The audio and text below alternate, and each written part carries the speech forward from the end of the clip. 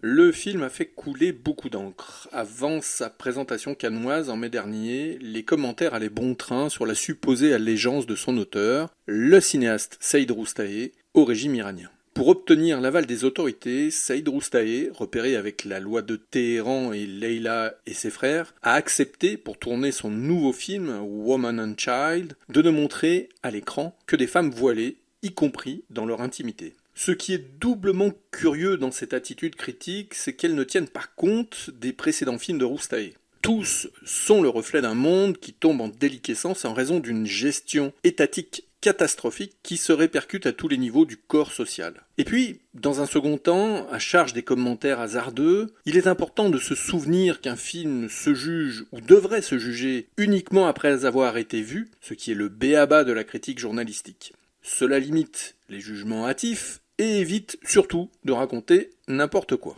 Ces principes de base se vérifient une nouvelle fois avec le cas Woman and Child, puisque, dans son développement dramaturgique et sa mise en œuvre formelle, le film tend à creuser de l'intérieur le conditionnement des individus par un système autoritaire. Le film montre ainsi que la puissance des régimes totalitaires se mesure à l'infusion de leurs principes coercitifs dans les comportements ordinaires et dans les relations intimes. Le film, dans sa première partie, installe une atmosphère de drame social telle qu'on en voit des dizaines. À Téhéran, une infirmière de 40 ans, mère de 2 enfants, un garçon et une petite fille, s'apprête à épouser un ambulancier rencontré dans le cadre de son travail. Des micro-mystères entourent les personnages. L'infirmière cache pour l'instant ses intentions à ses enfants, et son prétendant affiche des intentions pas très simples à déchiffrer. Le fils de l'infirmière, un peu plus âgé que sa jeune sœur, est malin, roublard, sympathique aux yeux du spectateur dans sa manière de se jouer de toute figure d'autorité, que ce soit dans sa famille ou à l'école. Mais le gamin, lui non plus, n'est pas des plus évidents à décrypter. Ses agissements sont de prime abord associables à une opposition. Mais la répétition des situations où il impose sa volonté finit par révéler autre chose. Son comportement devient le reflet, à l'échelle de l'enfance, d'un modèle social fondé sur la domination. Tout pour lui est objet de tractation, de manœuvre dont le seul but est de lui conférer la satisfaction d'avoir gagné au détriment des autres. Mais Woman and Child change brusquement de registre. La mort du fils bouleverse notre rapport aux images. Le tragique s'invite et semble promettre une catharsis.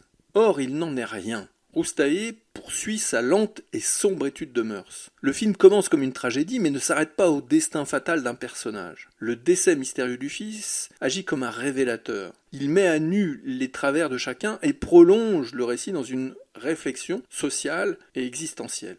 Roustaé installe un climat social marqué par une logique corruptive. La duplicité, la compromission et la mystification y déterminent les trajectoires des personnages. Ainsi, le cinéaste poursuit l'étude d'une société qu'il peint atteinte d'une maladie, le patriarcat, qui semble difficile à juguler. Le film ne verse pas dans la sinistrose pour autant et on comprend pourquoi les autorités iraniennes ont convoqué le cinéaste à propos de son film. La dernière scène ouvre une perspective. Roustaé y suggère qu'un avenir pourrait passer par le féminin, seul capable d'empathie, de compassion et de lucidité face à ce qu'il faut corriger pour briser la transmission du système qui permet au régime de perdurer. Dans cette perspective, Woman and Child apparaît moins comme un film à thèse que comme une observation clinique des mécanismes invisibles qui façonnent les individus. Roustaé ne désigne jamais frontalement le pouvoir. Il en montre les effets diffus, insinués dans les gestes quotidiens, les silences, les mensonges, les compromissions, les petites violences ordinaires. C'est précisément ce déplacement qui rend le film troublant, car il suggère que l'oppression la plus efficace n'est pas celle qui s'impose